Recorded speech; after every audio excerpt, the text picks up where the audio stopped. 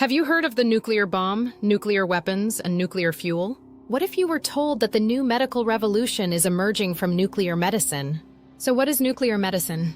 It is a medical specialty that uses radioactive materials to visualize the function of an organ for the purpose of diagnosing and detecting diseases. Single photon emission computed tomography, SPECT. This is one of the branches of nuclear medicine that uses radioactive isotopes. The most commonly used radioactive isotope is technetium. To direct technetium to the specific organ to be imaged, a non-toxic chemical substance is added to encapsulate and bind with the technetium, carrying it to the target organ.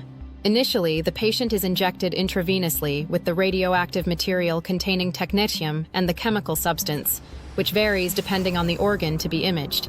For example, if we want to image the gallbladder, the patient is given a dose of technetium with a substance called HIDA, which carries the technetium to the gallbladder and not to other organs. If we want to image the kidneys, the patient is given a dose of technetium with a substance called BACH-MAG3 to carry the technetium specifically to the kidneys.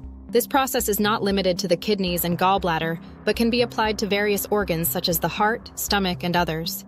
You might now wonder how the image is obtained after the patient is given the dose of technetium with the chemical substance.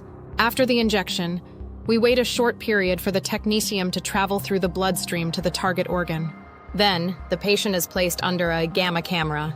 The technetium decays and emits a single photon of radiation, hence the name single photon emission computed tomography. This photon exits the body, and the detection devices or detectors then capture it. The collection of thousands of photons captured by the detectors creates an image of the organ. Finally, the physician diagnoses the organ based on the obtained image. But how do the detectors capture the photons? The CAT gamma camera consists of collimator, detector, which is made of sodium iodide crystals, NiI crystal, photomultiplier tubes, PMT.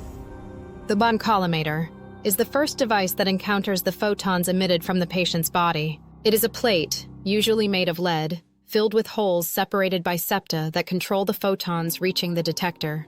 Since photons are emitted in all directions, only those traveling parallel to the holes will pass through, while those hitting the septa will be absorbed and not allowed to pass.